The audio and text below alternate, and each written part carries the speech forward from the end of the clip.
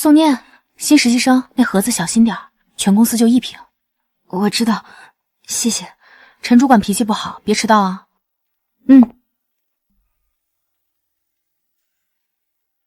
6年前，这里叫苏氏美业。爸，我进来了。哎呀，宋念姐，你好，我林曼月，一个部门的，以后多关照哈。这就是新餐的样品，好漂亮啊！我帮你拿。不用，我自己。地滑呢？我。宋念，你怎么拿的？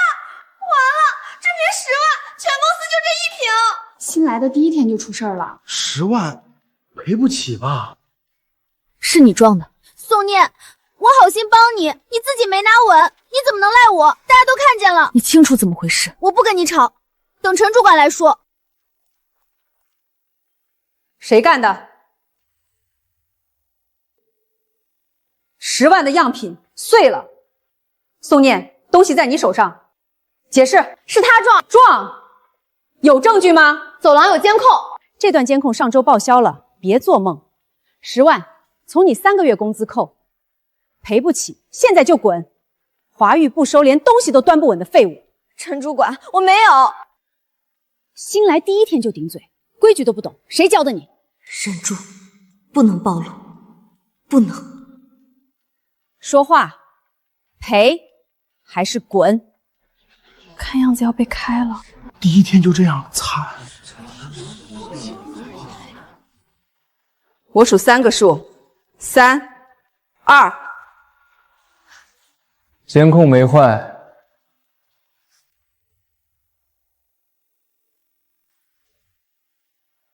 你谁 ？IT 部新来的，顾野。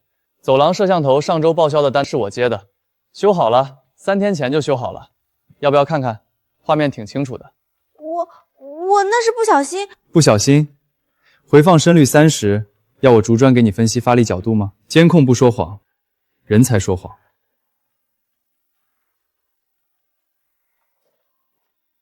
一个 IT 技术员，上周的工单，他为什么记得这么清楚？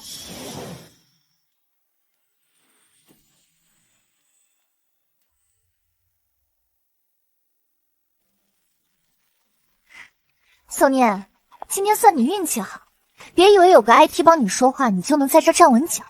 陈主管记仇，你得罪他了。是你撞我，我得罪谁了？我撞你，有谁看见了？监控又怎样？我说是不小心，谁能把我怎么样？宋念，实习转正名额就1个，识趣点，别跟我抢。转正名额我不跟你抢。装什么大？我是说，你不配做我的对手。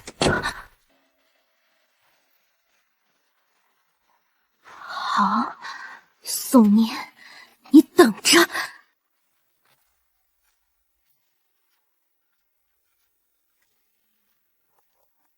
没锁。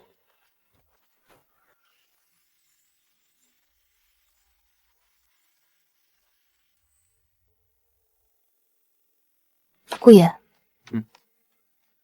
今天的事儿，谢谢。不用谢，手没事。皮外伤。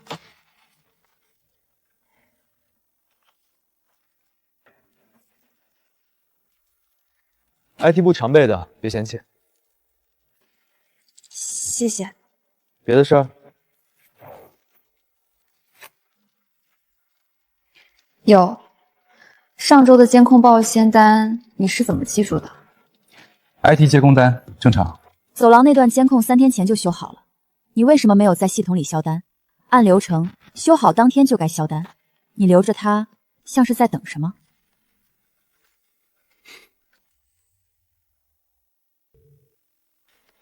你观察力不像实习生，你的反应也不像 IT。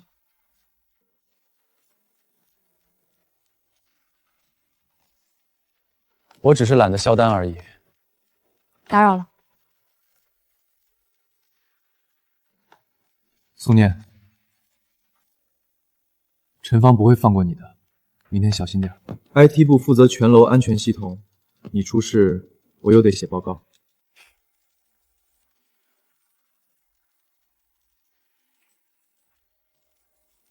苏念，不是宋念，果然是。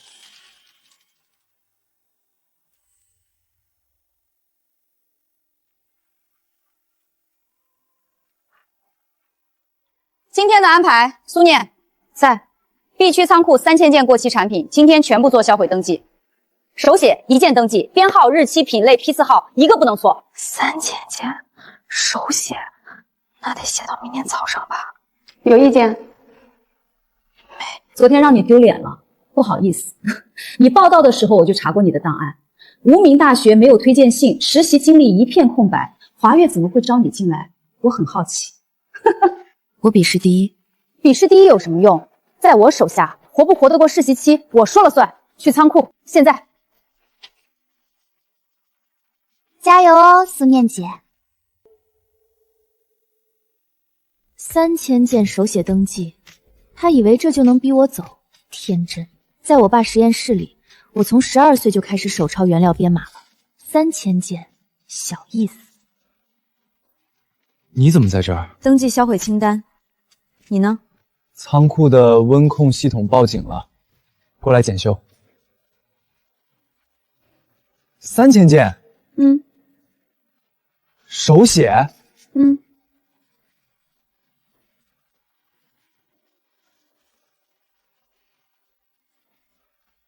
我没让你买东西。自动售货机顺手拿的，是不是随你？顾爷，你总是顺手。IT 部服务范围广，服务范围包括给实习生送三明治。你要投诉我越权？不投诉，只是别太顺手了。为什么？我不欠人情。那就当 IT 部例行关怀。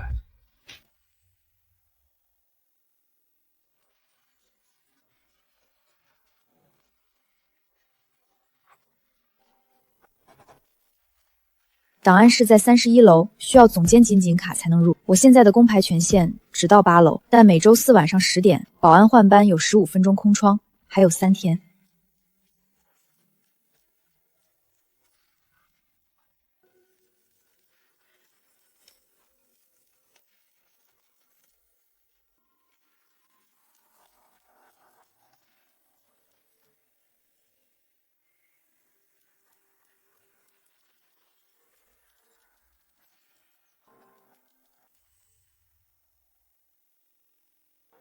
今天的测评，实习生也参加了。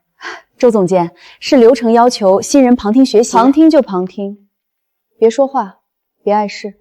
宋念姐，你待会儿千万别乱说话哦。周总监脾气大，得罪他比得罪陈主管严重10倍。HLB 值14.2，乳化体系采用 PRG40硬橙酸酯复配。这个配方是爸的，是苏氏的专利配方，他们改了2个辅料浓度，但核心结构一模一样。还行，下周送去做稳定性测试，没问题就量产。有人有问题吗？那就我有。你是谁？周总监，他是新来的实习生宋念。实习生，你懂什么是 HLB 值吗？ HLB 值14.2，搭配 PGG40 硬生酸酯复配精力醇寄生20，这套乳化体系本身没问题，但配方里第7项辅料卡波醇940的浓度是 0.15%， 这个浓度在 pH 5.5的环境下3个月内必然导致乳化层分离。通俗点说，产品会分层变质，消费者投诉，大规模召回。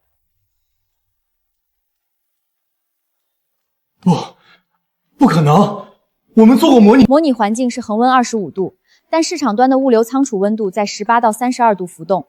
卡铂和940在温度变动环境下的粘度衰减率是恒温环境的3倍 ，HLB 值差 0.3 就足以让乳化崩塌，3个月是最乐观的估计。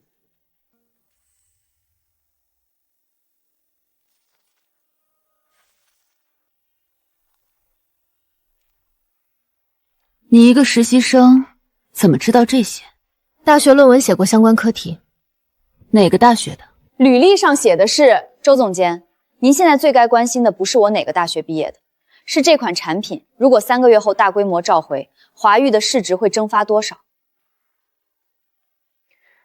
你很大胆。我只是在做该做的事。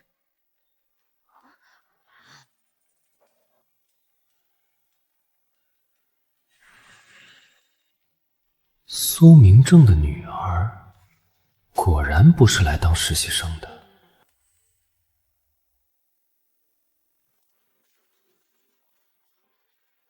站住！你叫苏念？是。大学论文？是。我认识的所有化学硕士都说不出你刚才那段话。苏念，你很有意思，谢谢夸奖。不是夸奖，是提醒。华域没有人能越过我出风头。今天测评会上，你让我的研发组长当众出丑，你让我当众被一个实习生打脸。我只是指出了数据问题，你只是想出头。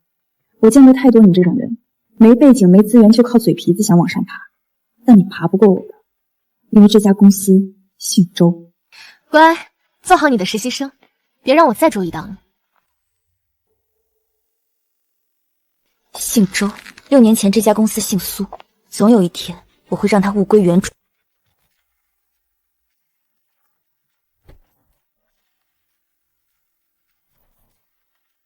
门关好了？关了，陈主管。坐。陈主管，今天测评会的事儿，别说你了，那个苏念比你难缠10倍，周总监已经盯上他了。那是好事啊，周总监盯上谁，谁就活不过试用期。话是没错，但周总监要的是不留把柄。你上次那一下太蠢了，大庭广众撞人，还被监控拍到。那个 IT 不知道从哪儿冒出来，所以下次要聪明。下周有个产品复审报告，苏念负责数据整理，你去帮他。帮他改几个数据，改到他自己都查不出来的那种。复审会上，数据一旦对不上，就是他的责任。造假直接开除，连申诉的机会都没有。你说呢？陈主管高，做干净点儿，别再让那个 IT 有机会跳出来。放心，这次他死定。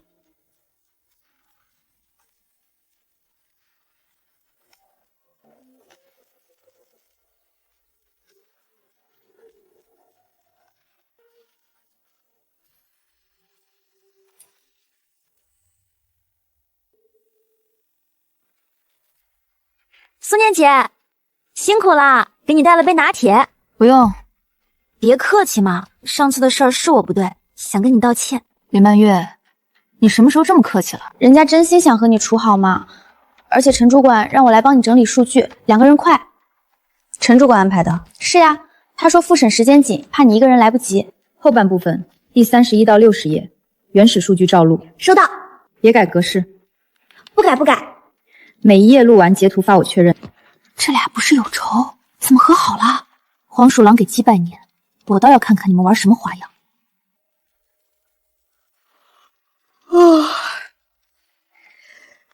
搞定了，后半部分全录好了，发我截图了，发了，你看微信。看到了。那我先走了，明天复审加油哦。等一下，你确认跟原始数据完全一致？当然啊，我一个字一个数都没改，不信你自己核一遍。好，我会核的，辛苦了，早点回去。拜拜。第37、42、56页，3处核心成本数据偏差8%，他看不出来的。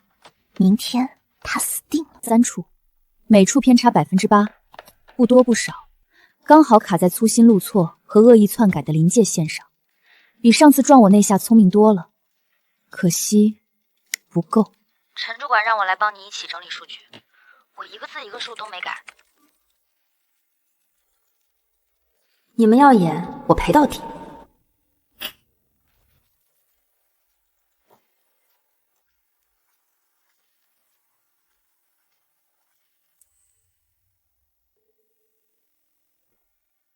苏念，开始吧，5分钟。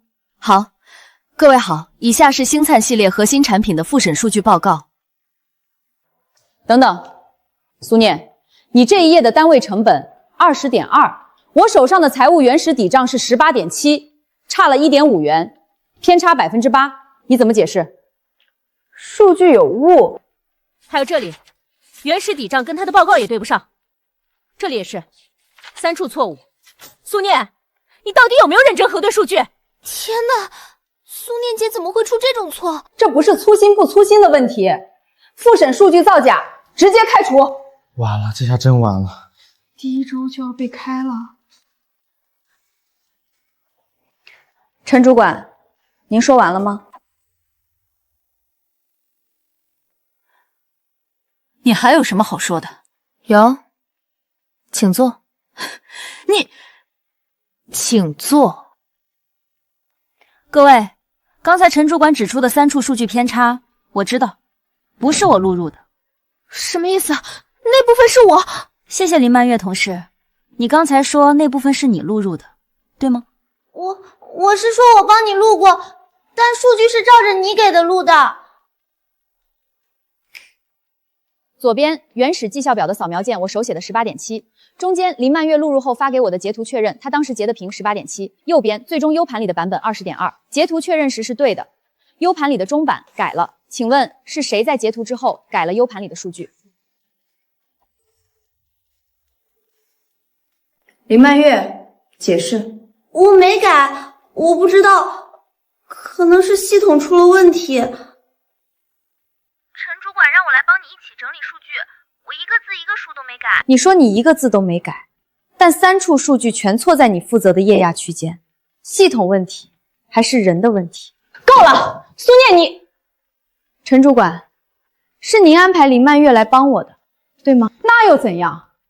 你只敢知道正常工作安排。正常工作安排，为什么偏偏安排一个跟我有矛盾的同事来协助核心数据？为什么改动的3处恰好是成本报告里最敏感的3处，偏差恰好是8%不触发系统自动预警的临界值？陈主管，这是巧合，还是精心计算过的？你血口喷人！我没有喷任何人，我只是摆出了数据和录音，谁是人，谁是鬼，在座各位自己判断。散会。陈芳，你留下。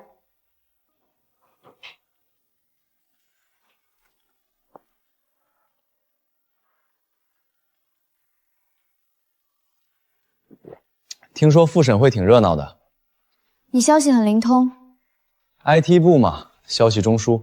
IT 部经常加班。又是顺手。服务范围广。说过了。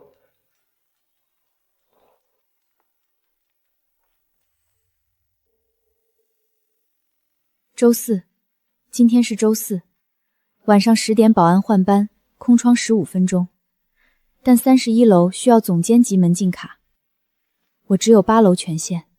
IT 部，顾野，他说他进公司是调查财务问题，他能进档案区，但我不能让他知道我今晚要去，我不能依赖任何人，尤其是一个我还没完全看透的人。上周在仓库盘点时，陈芳巡查掉在货架缝里的备用卡，主管级，权限到25楼，不够，但够进消防通道。走。27、28、29、30。消防通道的门从来不上锁，这是消防法规。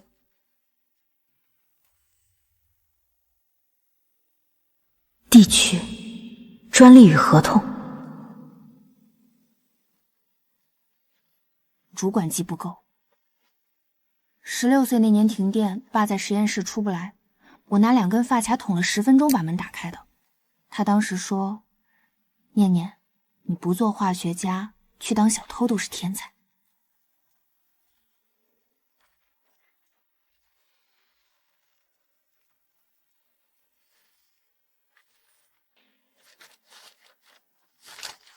”2019年，爸的专利转让就发生在那年。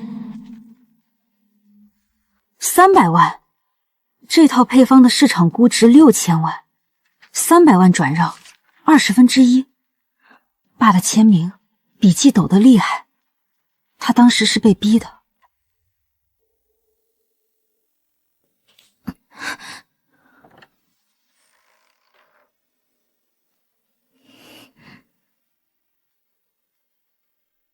出来吧。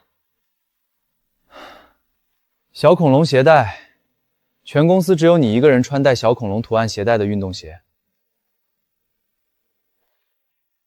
你怎么在这儿 ？IT 部巡检31楼服务器，每周4晚上。巧了，我也是每周4来散步。散步散到档案室？你巡检巡到档案室。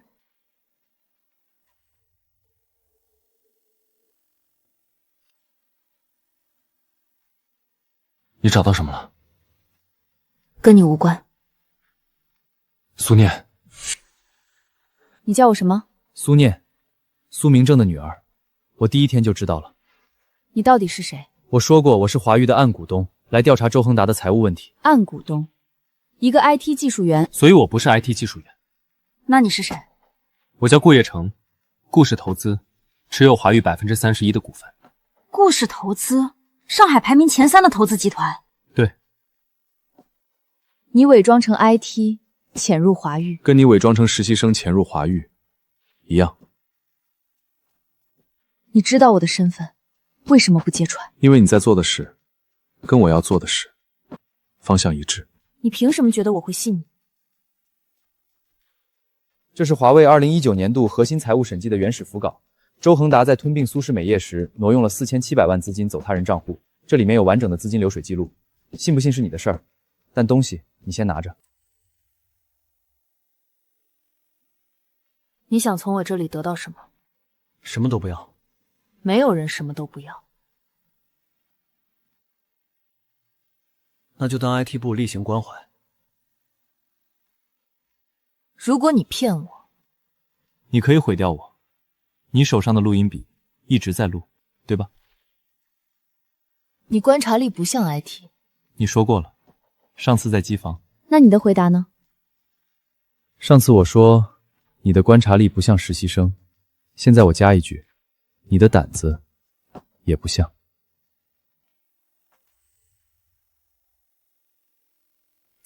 好，我暂时信你。暂时？你有你的目的，我有我的。目的一致的时候合作，不一致的时候各走各的。公平。还有一条。说。不许瞒我任何事。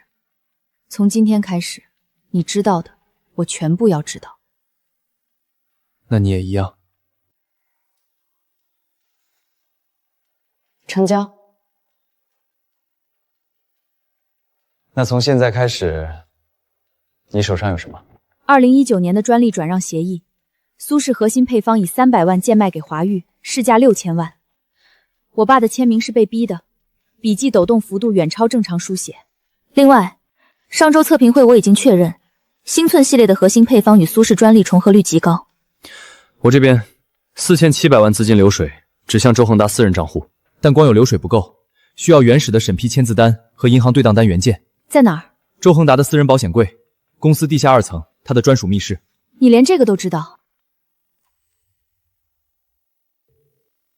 我持股31%，股东有权调阅公司物业图纸。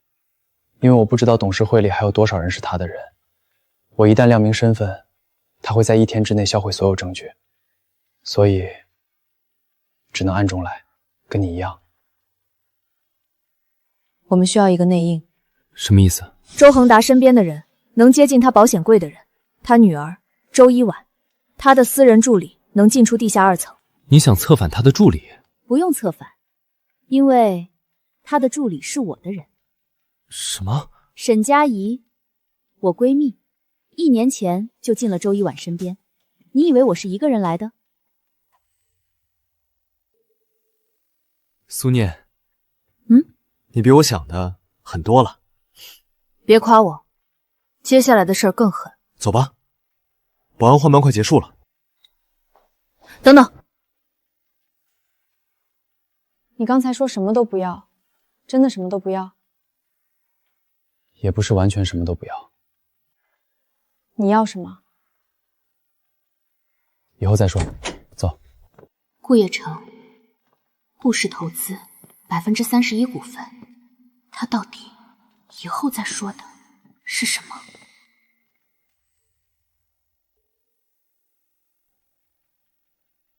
佳怡，辛苦你了。呸！辛苦这个词太轻了。你知道周一婉怎么使唤我的吗？让我跪着给他擦鞋，跪着，那双 Jimmy Choo 鞋底的泥我都能给他拓出个划画来。佳怡，别心疼我，我自己选的。念念，说正事儿。你说的地下2层周恒达的密室，我摸到了。进去过了？还没，但我知道入口在哪儿。地下车库 B2层最深处，一扇标着设备维修间的铁门，上周周一晚让我去车库帮他取车里的文件，我看到周恒达的司机从那扇门里出来，手里抱着一个黑色保险箱。保险箱大概这么大，那扇门需要指纹锁，指纹周恒达的，对。但周一晚也有权限，我见过他按过一次指纹开门。周一晚的指纹，你要我取他的指纹，可以吗？念念，我每天给他递咖啡杯、递文件、递手机，他的指纹在每一个他碰过的东西表面上。给我3天。佳怡，小心，被发现的话，我跑得比兔子快。再说了，我在周一晚身边埋了1年了，这1年他干的脏事儿，我记了满满一本笔记。他要是敢动我，我让他射死。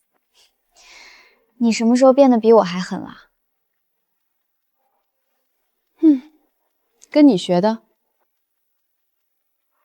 少爷，你的 IT 小弟生活过够了没有？别叫我少爷。好的，少爷。说正事儿，你让我查的周恒达境外账户有结果了。开曼群岛3个壳公司层层建套，最终受益人周恒达，6年内累计转入8200万，比我预估的多了1倍。还有更劲爆的，其中一笔3500万转入时间是2019年7月，跟苏氏美业专利转让的时间前后差3天。3天，资金先落袋，再逼苏明正签转让协议。对，先把钱洗出去，再用这笔钱去买通关系，伪造证据，把苏明正送进去，一石三鸟，吞公司、吞专利、灭口。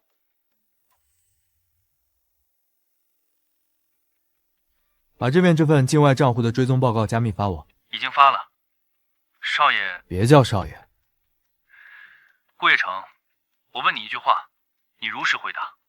说，你帮苏念到底是因为公事，还是因为他这个人？我查了苏念的档案，24岁，父亲入狱6年，靠奖学金读完双学位，一个人隐姓埋名潜入仇人的公司。他很厉害，但他也很危险。你跟他绑在一起，顾氏投资的股价会震荡。查清周恒达是我对顾氏的交代，帮苏念是我自己的事儿。所以是因为他这个人。好的，没问题。来。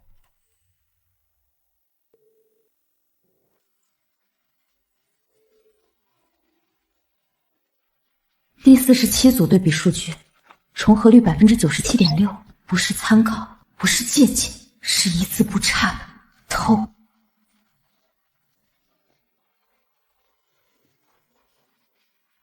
你不要命了？你怎么又在？31楼服务器顺检完了，下来顺便看看哪层还亮着灯。所以你巡检路线正好经过8楼。IT 部负责全楼，哪层都经过。你怎么知道我喝少糖？上次你自动售货机按的就是少糖。你连这个也观察？IT 部职业习惯，记参数。我的口味是参数，比服务器参数好记。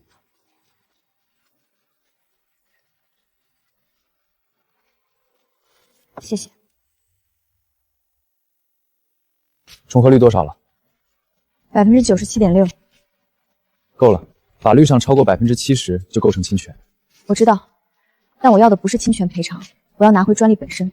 那需要证明转让协议无效。被胁迫签署的合同，法律上可撤销。关键是怎么证明被胁迫？所以需要那个密室里的东西。审批签字单上，如果有我爸签字以外的其他痕迹，比如时间矛盾、笔迹伪造，就能证明整个转让流程是伪造的。对。后天晚上10点。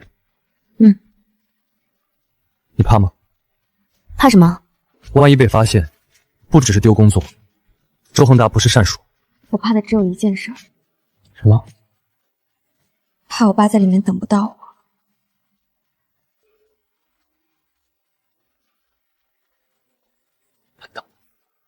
你凭什么这么肯定？因为你不像会输的人。顾叶成，你让我很难只把你当同伙。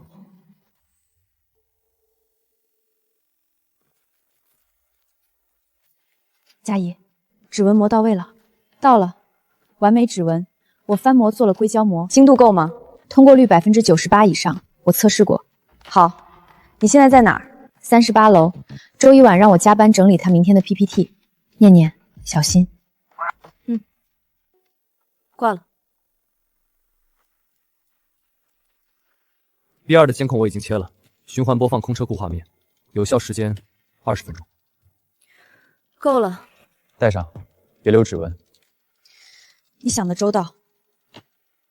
职业习惯。 IT 部的职业习惯是随身带信号干扰器。走。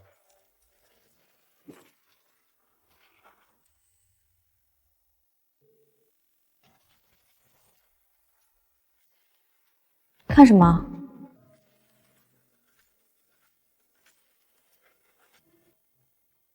没看。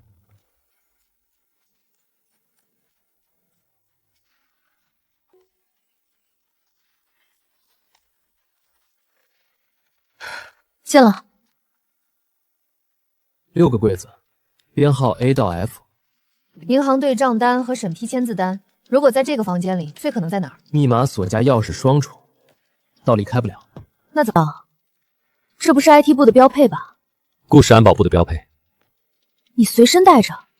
今天知道要来，提前让李泽远送过来的。你们顾氏是做投资的还是做特工的？做投资的，偶尔兼职特工。A 柜是公司公章和备案合同，不是？不是 ，C 柜。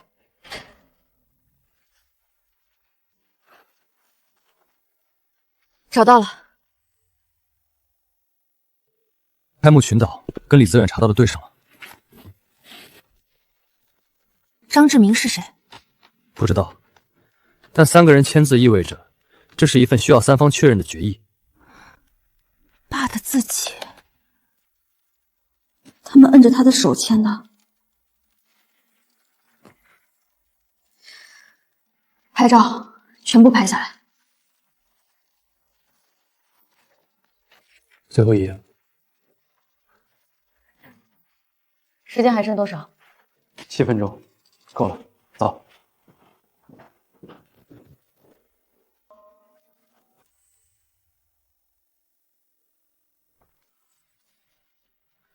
所有照片上传云端了。3份加密备份，一份在我的服务器，一份在你的云盘，一份在李泽远那里。好。苏念，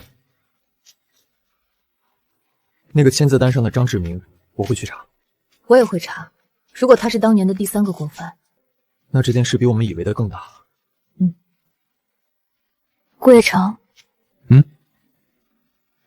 今天谢谢。又谢？上次不是说不欠人情？ 这次不一样，这次你跟我承担了一样的风险。如果被发现，你的顾氏投资会受牵连。你现在才知道？我之前以为你只是在旁边看。我从来都不是在旁边看。走了，明天还上班。走。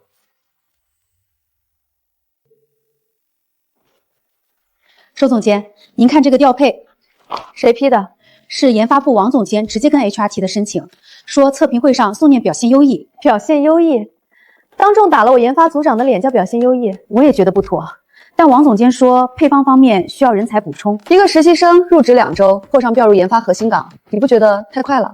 周总监的意思是挡下来，不让他去，让他去挡着他，他就是个实习生，翻不起了。放他进研发部，他迟早会碰到不该碰的东西，到时候不用我动手，他自己就会犯错。 高，周总监高。另外，告诉林曼月，复审会的事我不追究，但他以后的任务只有一个，什么任务？盯死宋念。他见谁去哪儿加班到几点，我全要知道。明白。对了，那个 IT 部的顾野最近跟宋念走得很近，是好几次深夜在同一层楼，有意思。一个 IT 新人长那个样子，怎么去做 IT？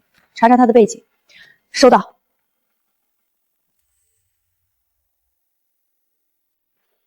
宋念，这是你的工位。谢谢王组长，叫我老王就行。说实话，你测评会上那段分析把我说懵了。我干配方研发8年了，卡博姆940的温度消坏问题，我确实没考虑到。是我冒昧了，当时不该在那个场合。别，你是对的。如果真出了分层事故，华佑赔不起。你来研发部是我跟 HR 申请的，我以为是周总监批的。他签了字，但你知道他不高兴。我知道。所以你在这里低调点儿，出成果就行，别再公开跟人对着干。明白。好了，你今天的任务，熟悉星灿全线配方文件，资料在这儿。爸，你的心血全在这里，他们偷了你的一切，现在就放在我面前。别急，一步一步来，我会全部拿回来。对了，宋念，下周有个配方优化讨论会，如果你对星灿的体系有改良建议，可以提。我会的。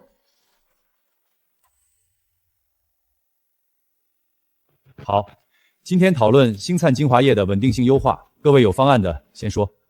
我的方案是将卡博门940更换为卡博门941，941的触感不够丝滑，消费者体验会打折。下一个，苏念。我的方案不换主体增稠剂，保留卡波膜940，核心调整是在乳化体系中加入0.05%的还原胶作为协同增稠，同时将乳化温度从75度降至68度，减少高温对卡波膜的不可逆复解，这样既保持触感，又能将稳定性从3个月提升至18个月以上。18个月？你有数据支撑？这是我用实验室的恒温箱做的加速老化测试，72小时加速相当于6个月实际存放，3组平行样，0分层。苏念，这个方案如果成立，能给华谊省下至少200万的召回风险成本。数据在这里，成不成立，各位可以复验。好，这个方案我要带去给上面汇报。王组长，周总监，您怎么？听说你们有突破性方案，我正好经过，过来看看，这是谁写的？是苏念。不错，很有水平。王组长，这个方案我拿走一份，回去好好研究研究。周总监，方案是手写的，只有一份。那我让助理复印一份还你。现在只有一份原件，如果苏念，你什么意思？怀疑我拿了不还？不敢，只是希望周总监过目后能尽快归还。放心，明天还你。不会还的。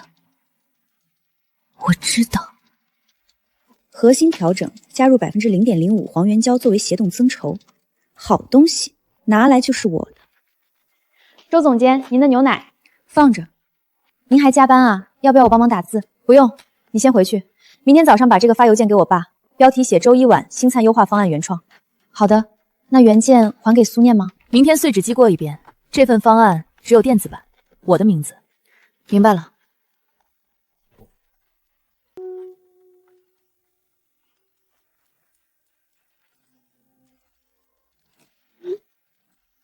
念念，你真的比以前狠多了。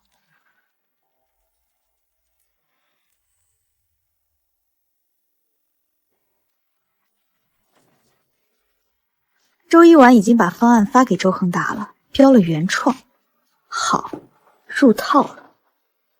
又加班？你呢？31楼服务器巡检。你每次都刚好巡检完下来经过我这层。12楼是必经。电梯不停12楼也行的，顾野先生。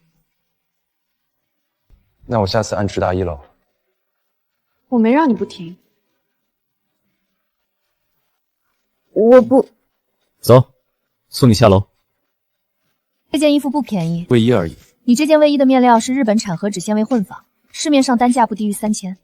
一个 IT 技务员穿3000块的卫衣。哦，你连面料都摸得出来。我爸以前做化妆品，也做原料贸易，我从小跟着他认面料。那你早就知道了。我第一天就知道你的衣服不对劲。那你为什么不早揭穿？因为穿3000块卫衣的 IT 至少不像是周恒达的人。所以你是靠一件衣服判断敌友的？不是，是靠那盒小恐龙创可贴。周恒达的人不会在抽屉里背小恐龙创可贴。苏念，你什么时候不再只把我当同伙？卫衣明天还你。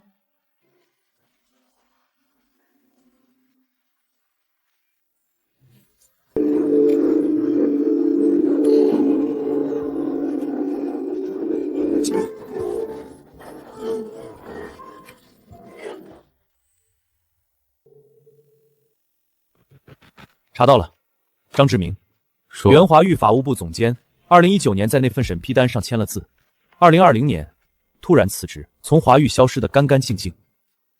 现在在哪儿？户籍地址注销了，身份证挂安补办过一次，社保断缴3年，像是人间蒸发。不对，一个法务总监级别的人不可能凭空消失。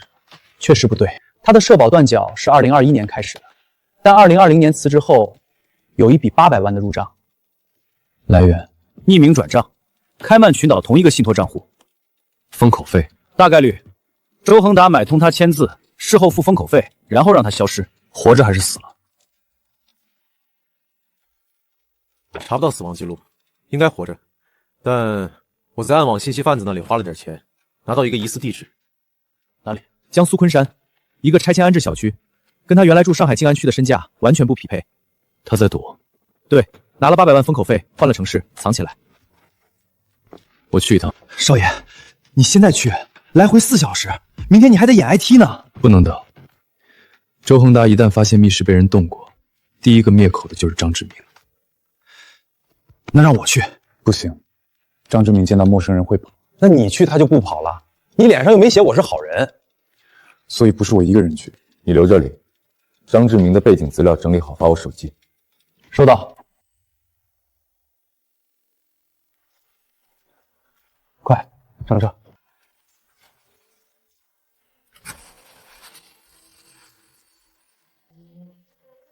你刚才说张志明？当年审批单上的第3个签字人，前华域法务总监。他跟我爸的案子有什么关系啊？他是那份贱卖协议的法务见证人，有他的签字，协议才具有法律效力。如果他能作证当时是被迫签字，你爸的案子就有翻案的关键人证。他为什么要帮周恒达？800万封口费。800万，买我爸6年的牢。他现在愿意作证吗？不知道，所以要当面去谈。如果他不愿意呢？那就让他知道不作证的后果比作证更严重。你这话不太像好人。我本来就不是好人，也不是坏人。那是什么？我的人。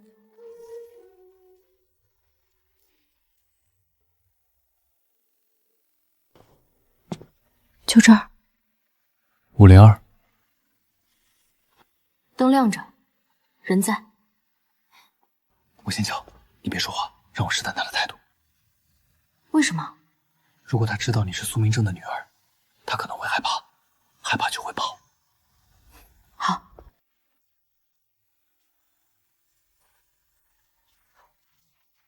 谁？张志明先生，打扰了。我姓顾，有些旧事想跟您聊聊。不认识，你找错人了。2019年7月，华域美妆集团苏氏专利转让审批单。你到底是谁？谁让你来的？没人让我来，我是华域的股东顾业成，顾氏投资。股东？你想干什么？聊聊而已。开门，张先生。凌晨1点在楼道里说话，邻居该报警了。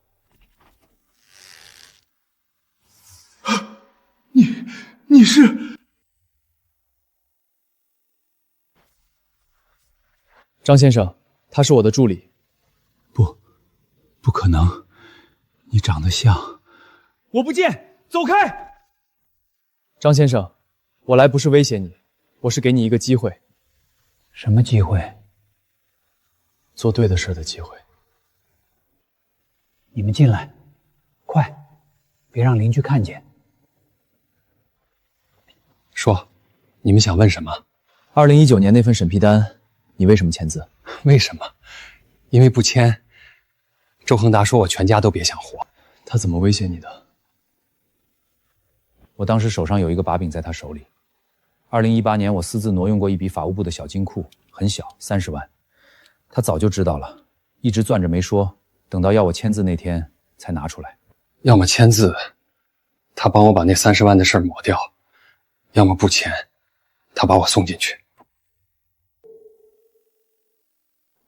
所以你选了签字，选了把我爸送进去。你果然是苏念，苏明正的女儿。你跟他年轻时候一模一样的眼睛。回答我，你知不知道，你那一个签字，我爸坐了6年牢。我知道，这6年我一天都没睡好过，每天做噩梦，梦见苏明正看着我。我拿了他800万，我1分钱都不敢花，全在那个箱子里。800万，一张没动，我不配花。不配花，但签的字不能收回去。张先生，现在你有2条路。第一条，继续躲，但周恒达迟早会灭口，他知道你是唯一的人证。你觉得800万能保你一辈子？第二条，站出来作证，我用顾氏投资的资源保你安全，律师团队、人身保护、证人计划全部由我承担。他会杀我的。你怕死？我爸在牢里6年，你知道他经历了什么吗？他的头发全白了，他的胃溃疡穿孔过2次，他差点死在里面。你怕死？我作证，给我1周时间准备。3天。3天？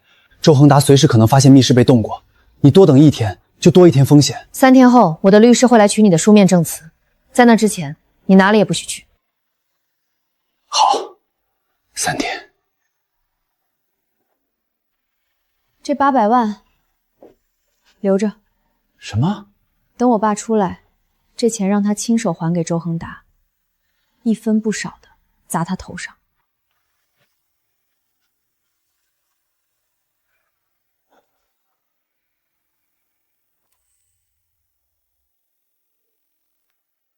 6年了。我从18岁开始一个人。大学室友问我家里人是做什么的，我说做生意。他们问怎么不回家过年，我说家里人出差了，其实是没有家可以回了。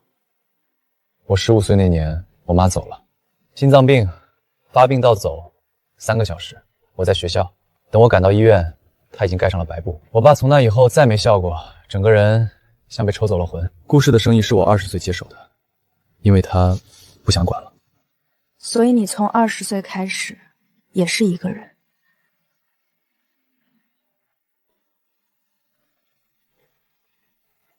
以后不是一个人了。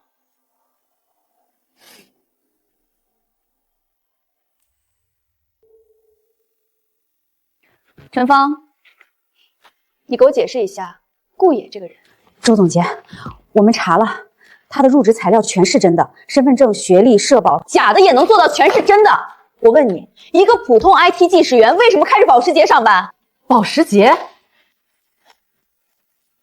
昨天凌晨3点，停车场监控拍到，这是凌晨3点，他们俩在一起？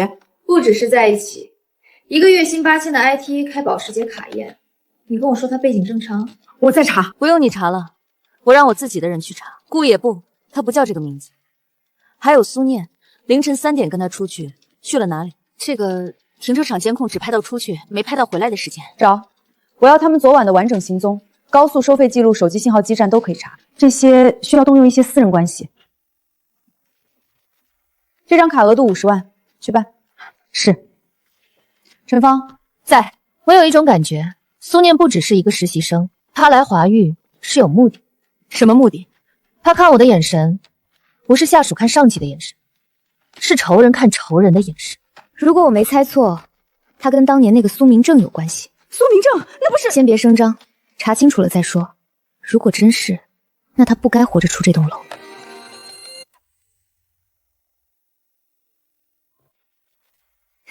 苏念姐，给你带了杯奶茶。不用。苏念姐，最近跟那个 IT 的顾野走得挺近的哈。正常同事。正常同事凌晨3点一起出去？你说什么？哦，我听陈主管说的，停车场监控拍到你俩了。苏念姐，你俩什么关系啊？是不是？谁让你来问的？没人让我问呀，我就是好奇。好奇心重，不适合在实验室工作。这里有读书器。你什么意思啊？意思是你可以走了。好吧，奶茶留你了啊。周总监，他警觉了，一提凌晨的事儿，眼神不对。他们查到了停车场监控、高速收费记录。如果他们查到昆山的方向，张志明，我知道。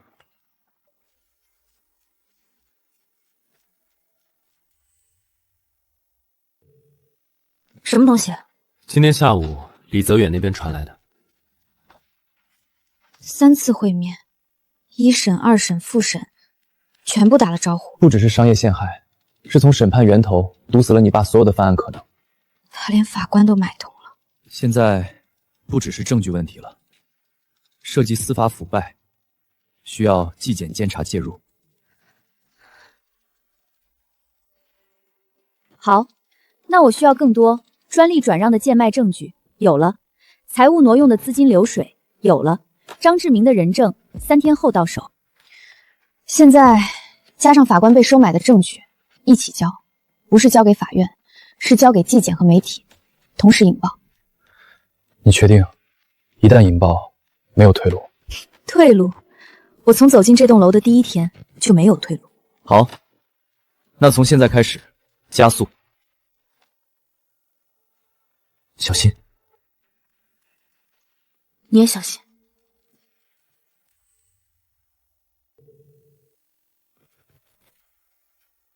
爸，什么事儿？大晚上的。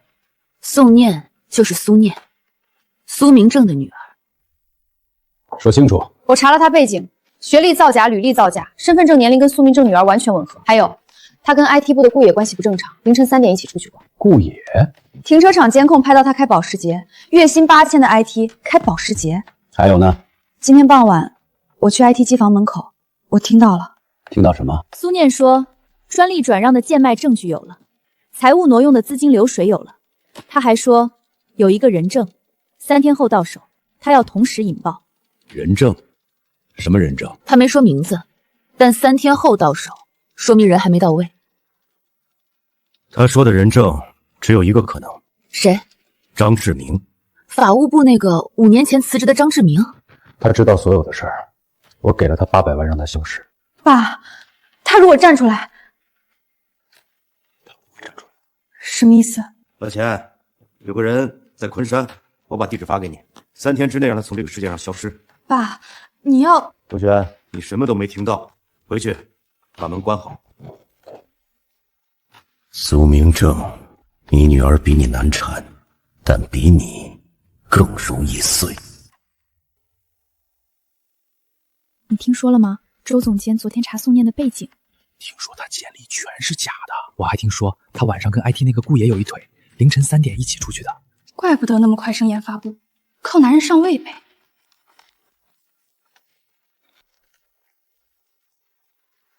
宋念，陈主管，周总监的安排从今天起，你的实验室权限暂时收回。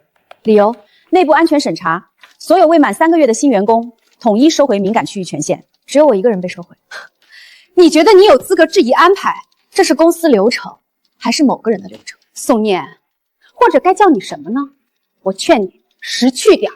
陈主管，你在威胁我？威胁？你想多了。公司有规定，交出工牌。现在可以，权限收就收。但我提醒陈主管一句：什么？安全审查查的是人，不是只查我一个。如果要查，建议从上往下查，从38楼开始。你什么意思？意思是，我很期待审查结果。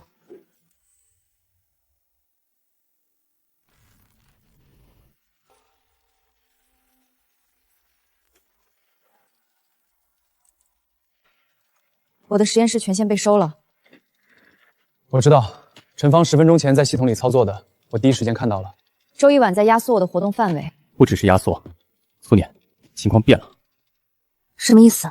今天早上，李泽远截获了一条加密通讯，周恒达联系了一个叫老钱的人。谁？一个专门帮人处理麻烦的人。周恒达给他发了一个地址。什么地址？昆山，张志明的地址。他要杀张志明。李泽远的人已经到了昆山，张志明安全，但时间不够了。你说3天？3天太久，周恒达不会等3天。那怎么办？今天晚上让张志明录视频证词，远程完成，不需要当面。视频证词法律效力不如书面，先保命，效力的事儿之后补。好，但如果周恒达的人今天就到昆山呢？李泽远调了4个安保过去，张志明已经被转移到备用安全屋。你什么时候安排的？昨天你发完停车场监控被看到那条消息之后，你从那时候就预判到他会动手。周恒达这种人，被威胁的时候只有一种反应，消灭威胁。所以你提前布局了。你不也是？当初让沈佳宜提前1年潜入。顾叶成，你提前帮我保护张志明，这不是 IT 例行关怀了吧？不是，这是私人关怀。我走了，别让人看到我总来 IT 库房。今晚8点，张志明的视频证词，你要不要在线旁听？发链接给我。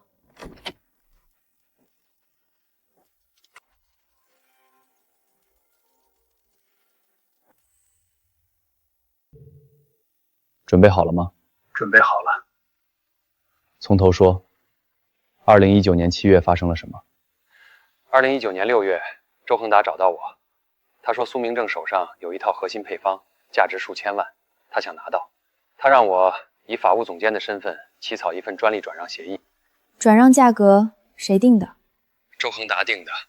他说300万，我当时就知道这是强取豪夺。你知道为什么还起草？因为他手上有我挪用30万的把柄，而且他已经安排好了所有环节。他提前2个月开始伪造苏明正的财务造假证据，虚假的合同、篡改的银行流水，全部由他的私人会计团队制作。然后呢？7月11日，周恒达让我和他一起去苏明正的办公室。苏明正看到那份转让协议，当场拒绝了。周恒达说不签，明天你就会因为财务造假被逮捕。我没有造假。你有没有不重要，证据说你有，你就有。他怎么签的字？周恒达带了2个人，按住苏明正的手，强行签的。苏明正一直在挣扎，最后一笔，笔断了，他换了一支笔才签完，所以签名最后一个正字有断痕。张先生，签字之后呢？第2天，7月12日，警察就上门了，苏明正被逮捕，罪名是财务造假、侵占公司资产，全部都是周恒达提前安排好的。一审法官被周恒达的律师提前打过招呼，我当时就知道苏明正不可能犯案了。张志明，你刚才说的每一个字，你愿意对着镜头再说一遍，作为正式证词？愿意。你知道，这份证词一旦提交，你将被传唤出庭作证，你可能面对周恒达的报复。我已经躲了6年，够了。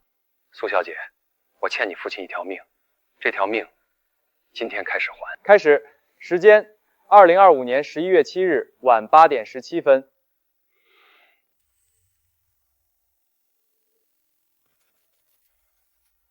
老钱到昆山了没有？周总，老钱的人到了。干什么？张志明不见了。什么叫不见了？502失空了。邻居说昨天晚上有人搬走了他，一辆黑色商务车，老钱的人跟踪了，但跟丢了。对方反侦查能力很强。废物！周总，要不要再加人手？不是加人手的问题，是谁把张志明转移了？目前不确定，但那辆商务车的牌照查不到注册信息。查不到？是，像是专业级别的。宋念不，苏念，她一个24岁的丫头，不可能有这种资源。她背后有人，会不会是顾野？那个 IT？ 周总监之前说过他开保时捷。保时捷算什么？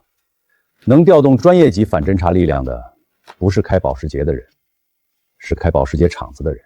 帮我查一件事儿：华域集团的股权结构，最大的外部股东是谁？最大外部个人股东顾氏投资。顾氏投资是，法人代表顾野成，27岁。顾野成 ，IT 部的顾野。把顾野成的照片调出来。是他，周总。顾氏投资的继承人，外院伪装成 IT， 混进了我的公司，31%的股份，苏念的人证，法官的记录，密室的文件，他们已经知道了所有的事。周总，那我们通知法务，今天之内启动紧急股东权益冻结申请，理由大股东涉嫌商业间谍行为。这能通过吗？不需要通过，只需要拖住他，让顾月成忙着打官司，就没时间帮苏念了。同时通知我的私人律师团，准备好对苏念的刑事控告。控告什么？身份造假入职，非法侵入公司机密区域，窃取商业秘密，3条罪名足够让他在牢里住上几年。父女俩总算凑齐了。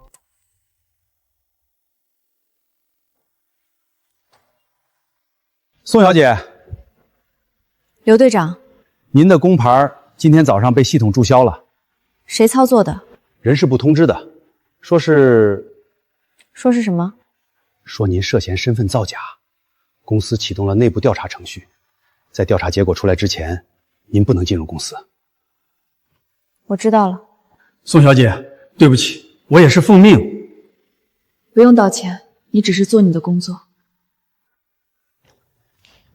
哎呀，宋念姐怎么不进来？果然被停了呢。我听说她可能是那个坐牢的苏明正的女儿。真的假的？真不真的，马上全公司都知道了。6年了，我早就该知道，走到这一步的时候，一定会有这一天，被扒皮，被踩在脚下，被全世界指着脊梁骨，跟爸当年一模一样。但我不是6年前的爸，他当年身边一个人都没有，我有。引爆之前，我要做一件事。什么事？去看我爸。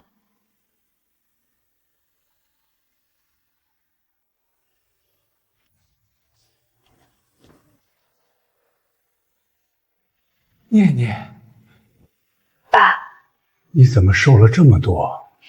吃饭了没有？吃了。别骗爸。我真吃了。念念，上次你来说要去一家大公司上班，爸不问你去哪家，爸只问你一句：问你过得开心吗？开心。那就好。爸，我来是告诉你一件事儿。什么事儿？快了，很快，你就能出来了。念念，你别问，什么都别问，你只需要知道，你女儿在外面没有一个人欺负得了，谁欠你的我替你收，一笔一笔，一分不差。念念，爸对不起你。你没有对不起任何人，对不起你的人，马上会知道什么叫代价。你这孩子，脾气跟你妈一样倔。妈的脾气不是最好的脾气吗？念念，不管发生什么，保护好自己。你比什么证据、什么真相都重要。我知道。爸，等我。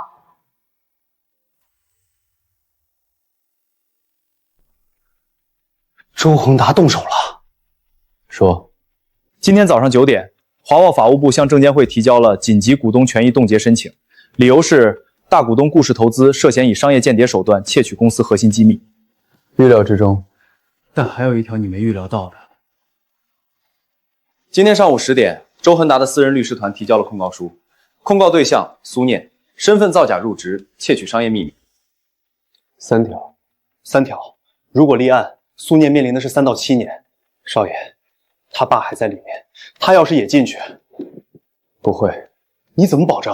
因为他的控告全是建立在华域是合法企业这个前提上的。如果华域本身就是靠犯罪手段窃取来的，那苏念所谓的窃取商业秘密根本不成立，那些秘密本来就是他家的。你要在控告立案之前，先把华域的底掀了。对，我们的时间窗口48小时。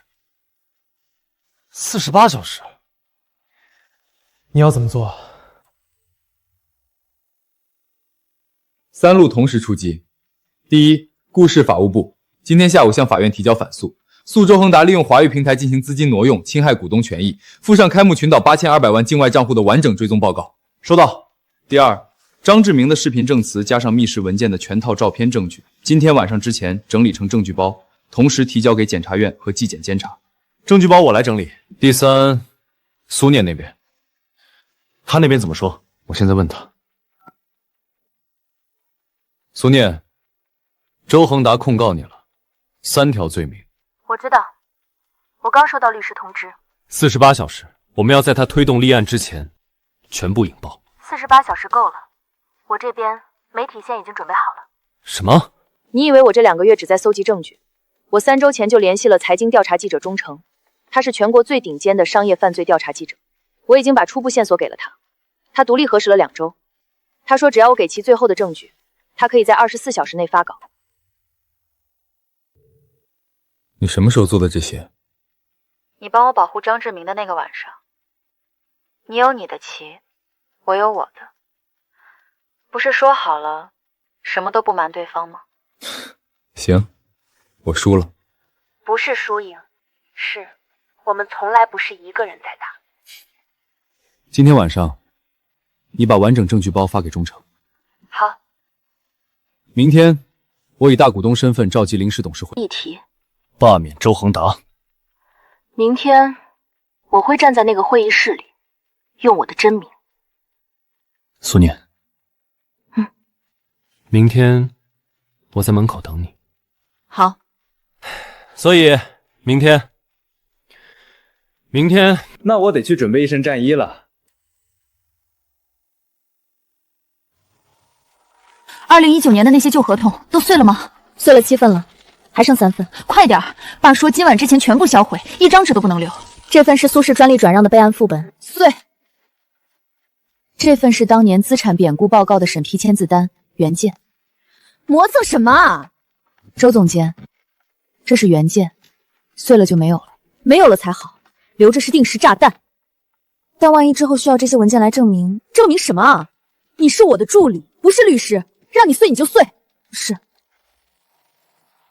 周总监，您的邮箱有一份标了紧急的邮件，发件人是周总。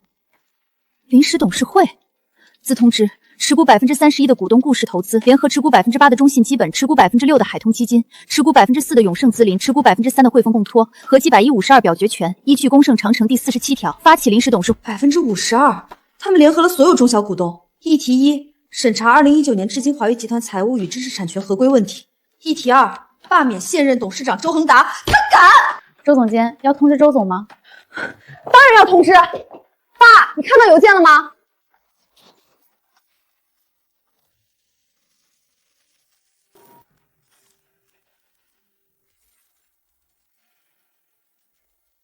念念，最后一枚棋子到手了。周恒达私人账户与华谊的资金对照章原本。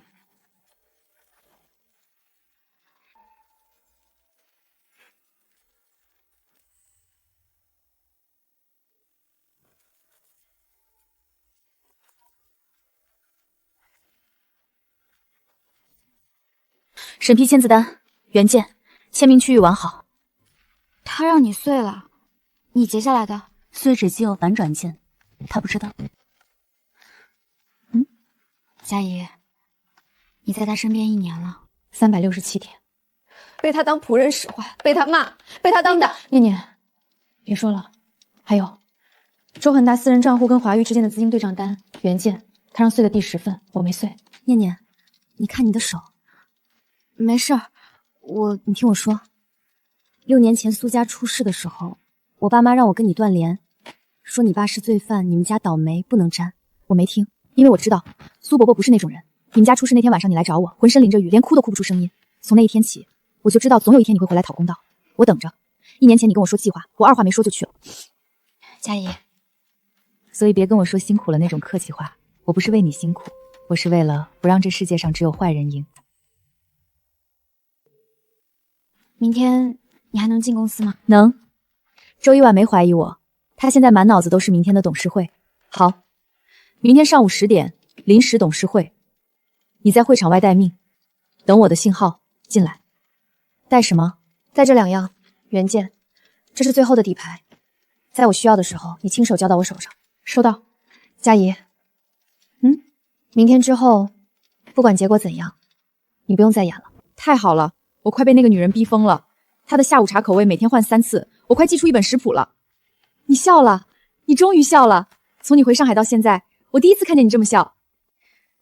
因为明天终于到了。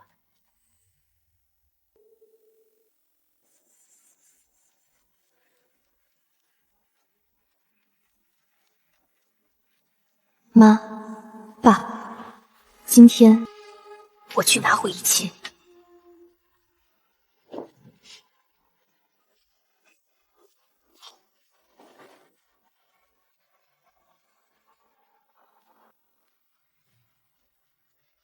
9点半了，苏小姐，他会来。你这么肯定？他从来没让我失望过。少爷，你这话说的已经不像在评价合作伙伴了。闭嘴。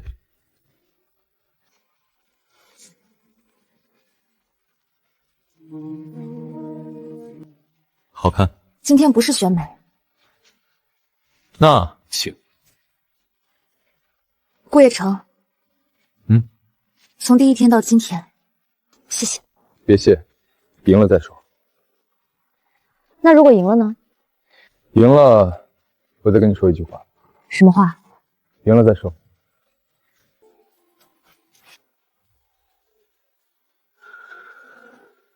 那不是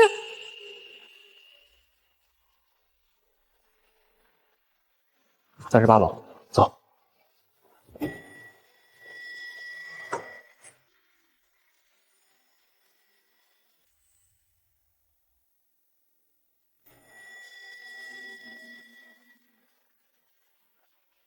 来了，来了。你已经不是华玉的人了，没资格进这扇门。我今天不是以华玉员工的身份来的，那你是以什么身份？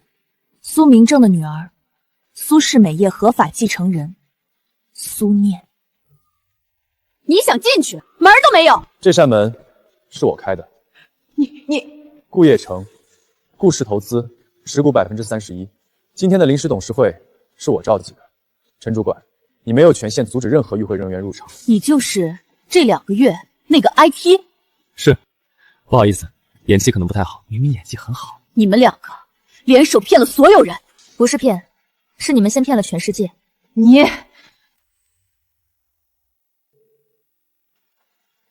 周一婉，你抢了我的方案，标了你的名字发给你爸。你知道那个方案是基于什么配方改良的吗？是我父亲苏明正的配方。你标了原创，等于替我确认了一件事：华谊的核心产品全部源自苏氏专利。你设计我的？不，是你自己走进来的。你以为今天你能赢？我不以为，我确定。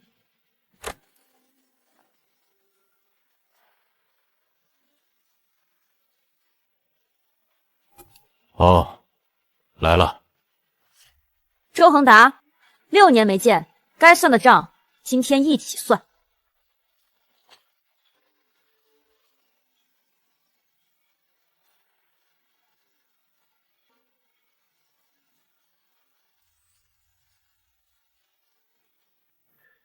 既然人到齐了，开始吧。顾先生，这是你召集的会，你先说。各位股东，今天的议题2个：第一，审查华玉集团2019年至今的财务与知识产权合规问题；第二，根据审查结果决定是否罢免现任董事长周恒达先生。顾先生，在你开始审查之前，我有一个程序性问题，请说。顾先生，顾氏投资目前正面临华玉集团法务部提交的股东权益冻结申请，在冻结审查期间，您的股东角职权是否受限？周律师，股东权益冻结申请的审查期是30个工作日，目前刚提交，尚未进入审查程序，我的表职权完好无损。但如果周董事长对程序有异议，建议会后去仲裁委申诉。现在我们开始。好，开始。我听听你有什么证据。苏念，你来。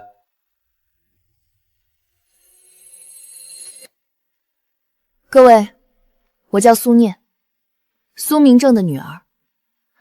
6年前，苏明正创办苏氏美业，周恒达是他的合伙人。6年前，周恒达设局陷害苏明正，侵吞苏氏美业全部资产和核心专利，更名为华域美妆集团。今天，我带来了全部证据。证据？一个被停职的造假实习生带什么证据？第一份证据。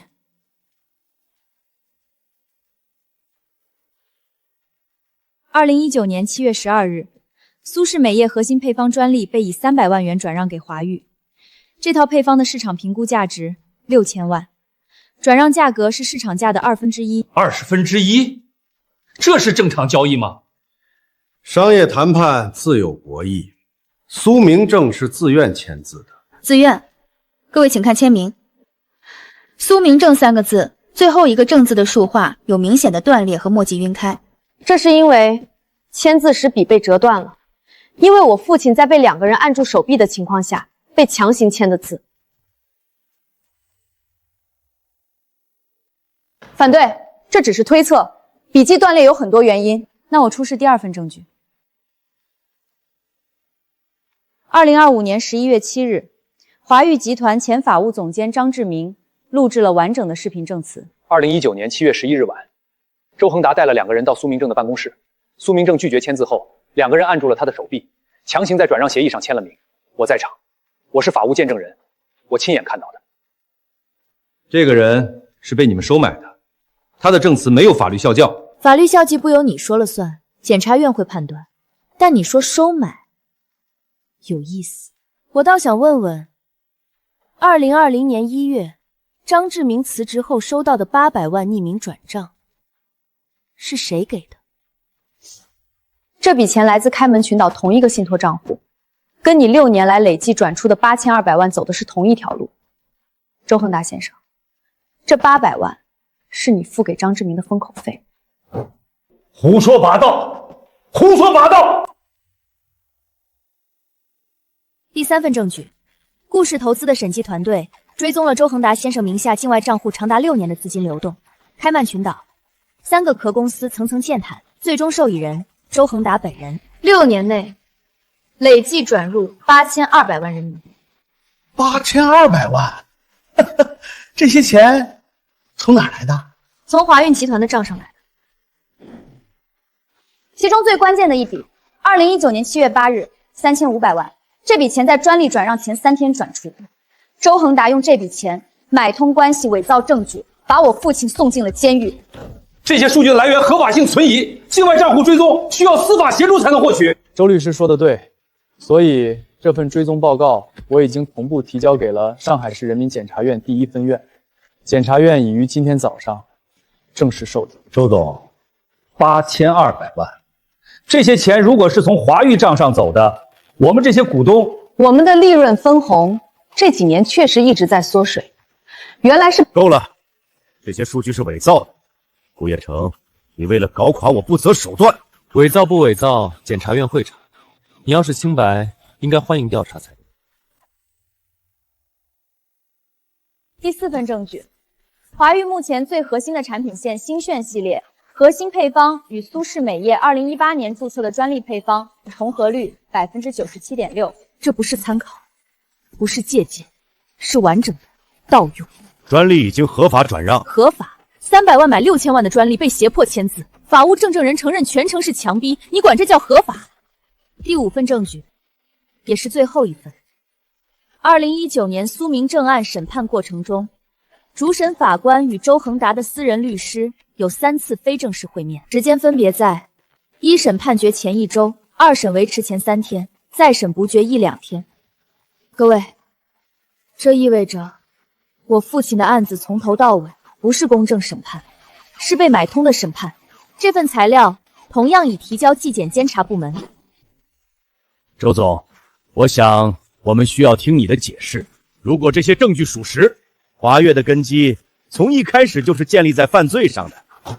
这些全部是捏造，是顾叶成和苏念联手设计的阴谋。阴谋？周恒达，你当年对我父亲做的事才叫阴谋，我做的叫讨债。好，苏念，你的证据我都听了。视频证词可以说是伪证，资金追踪来源未经司法认定，配方对比专利已经合法转让，不存在盗窃。法院流转记录没有原件，只有带水印的影印件。说到底，你手上没有一份证据是有原件实物支撑的，全是电子版，全是扫描件，全是可以被质疑真伪的东西。你笑什么？我笑，你以为我没有原件？佳怡，进来。你怎么？周总监，367天了，辛苦你的下午茶了。你不是我的助理，我是苏念的闺蜜，1年前我就在你身边了。第一份，苏氏美业资产评估报告审批签字单原件，昨天晚上周总监亲自下令碎纸机销毁，我截下来的，签名区域完好无损。第二份，周恒达私人账户与华域集团之间的资金对账单原件，同样是昨晚要销毁的，我没碎。周恒达先生，你说我没有原件，现在原件就在你面前。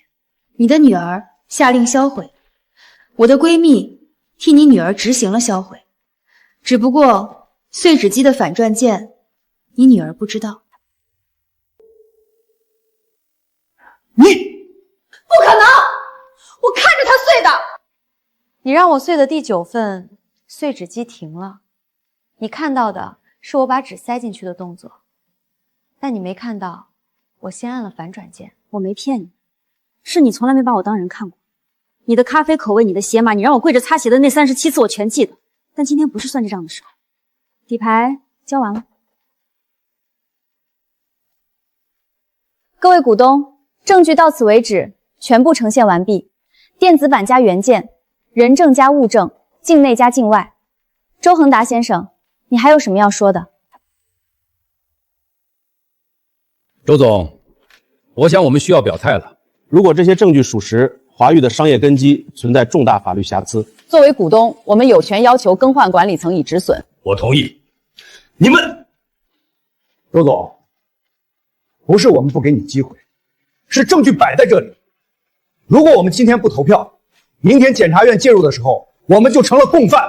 既然各位没有异议，我正式提出罢免动议。根据华域集团公示章程第47条，由持股超过51%的股东联合提议，可召开临时董事会对现任董事长进行罢免表决。顾氏投资持股31%，中信基8%，海通基6%，永盛资管4%，汇丰欠托3%。同意的请举手。全票通过。你们会后悔的。后不后悔，法庭上见。从现在起，周恒达先生不再担任华域美妆集团任何职务，请交出董事长办公室钥匙、公司印章、法人章。苏念，你以为你赢了？我不以为，事实在这里。你父亲的案子没那么简单。什么意思啊？你以为苏明正只是被我一个人害的？等你翻完案，你就知道了。有些真相比你想的更脏。陈主管，安保已经在门口了，配合调查，你还走不了。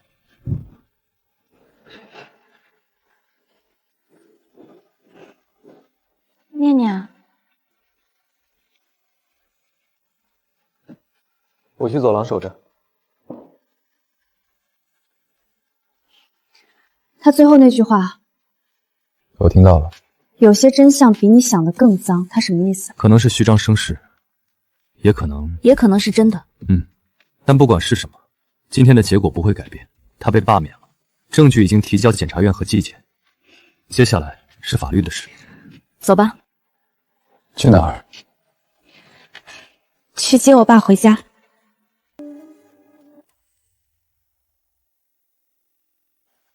钟记者，苏小姐，稿子发了。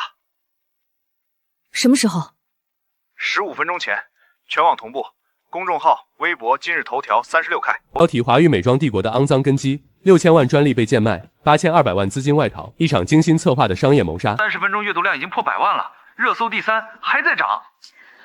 好，谢谢钟记者。不用谢，这是我职业生涯最炸的一篇，谢你给了我独家。你们看到新闻了吗？周总被罢免了。苏念就是宋念，她是苏明正的女儿。本支获悉，华域集团前董事长周恒达已被上海市检察院第一分院传唤调查。传唤了？那周一婉呢？他不是市场总监吗？周一婉已被暂停一切职务，公司进入临时管理期。他赢了，那我帮周一婉做的那些事，篡改数据、散布谣言、监视苏念，苏念，如果查到我，递进去了。接下来等多久？律师说，冤案重审申请如果证据充分，最快30天启动。30天6年了，30天等得起。苏念，之前在董事会门口，我说赢了，告诉你一句话，赢了。所以那句话是什么？改天说。顾叶成，你属吊人胃口的。改天。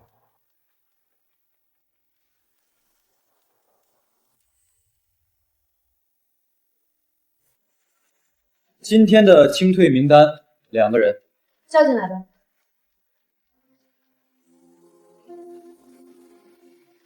苏念，坐。我知道你要开除我，不只是开除，篡改复审数据，指使下属陷害同事，协助销毁公司证据3条。人事部已经整理了你的完整违规档案，列入行业黑名单。行业黑名单？那我，苏念，我也是奉命行事。周恒达让我奉命行事。美妆行业没有公司会再接收你。第一天我进公司，你当着所有人的面叫我废物，那也是周恒达教你说的。你有选择，你可以不做那把刀，但你选了，所以后果也是你自己的。苏念，你赢了，但你不觉得自己也很狠吗？狠？我在你手下被羞辱的每一天我都记得。你现在觉得我狠，那你当初对我的时候，觉得自己狠吗？苏念姐，我错了，求你给我一次机会，我不想上黑名单，我家条件不好，我需要这份工作。林曼月，你第一天撞翻样品瓶的时候，有没有想过我也需要这份工作？你篡改数据想让我被开除的时候，有没有想过我交不起房租？我不会给你黑名单，你跟陈芳不一样，他是刀，你只是被人握着的刀柄。但你要记住，你每一次选择当别人的工具，伤害的人不会永远沉默。走吧，离开华谊，重新开始，别再做刀柄了。谢谢。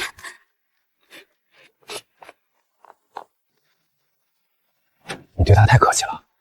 他24岁，跟我一样大，谁24岁的时候没犯过蠢？你24岁的时候在扳倒一个商业帝国，那是因为没人给我犯蠢的机会。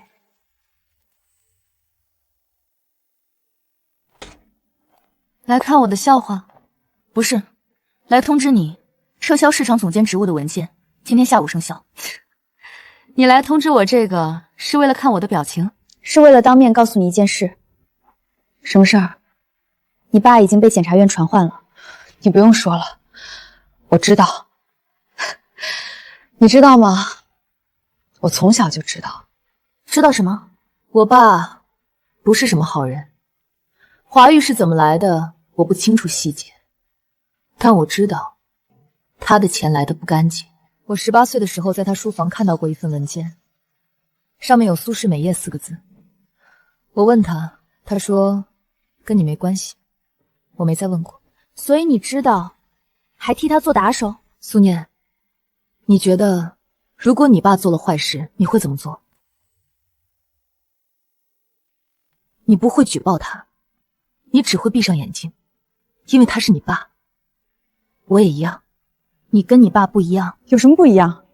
我抢你的方案，我打压你，我让人查你的身份，但你没有伪造证据，没有买通法官，没有下令杀人灭口。你做的那些事儿很烂，但还没烂到不可挽回，你还有机会做一个跟他不一样的人。苏念，对不起。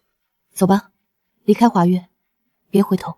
苏念，你比我强，不是因为你赢了，是因为你能在赢了之后还对我说你还有机会。周一婉，你错在投错了胎，但你没错在你还有眼泪。冤案重审，证据采纳，原判撤销，无罪释放，21天。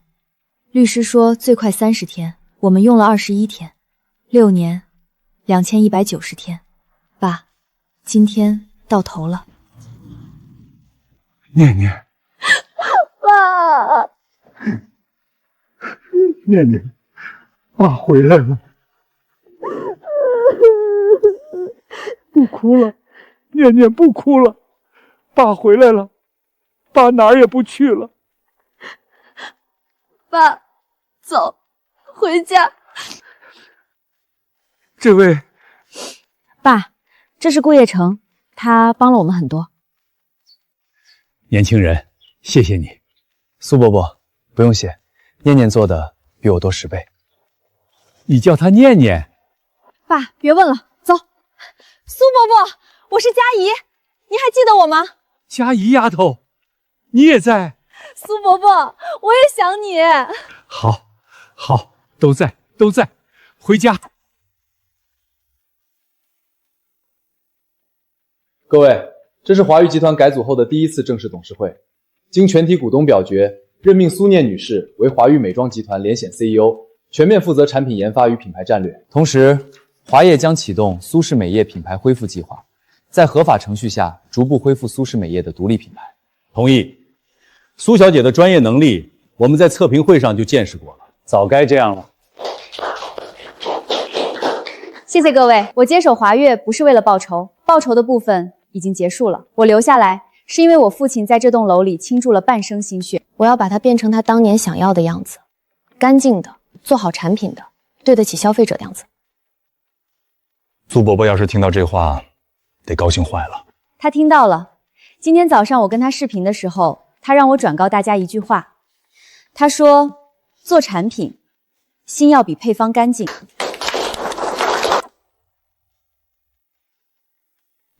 乔迁快乐 CEO 大人。你怎么来了？不用上班吗？我辞了呀，周一晚都走了，我给谁当助理？那你打算？我打算来你这里上班。你做什么？品牌公关部，你缺人，我在周一晚身边待了1年，最会搞公关了。你那叫公关，你那叫卧底。卧底是高级公关。好，公关部，你来。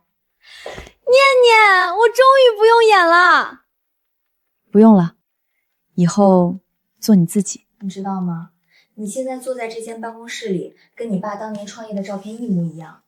他会骄傲的。他已经骄傲了。今天早上，他第一次跟我说：“念念，你比爸强。”那你哭了没？没有，骗人。好吧，哭了一点点。2个月前，我带着这只杯子走进这栋楼。现在，我坐在这里。爸回来了，公司拿回来了，坏人被清算了。但我总觉得还差一点什么。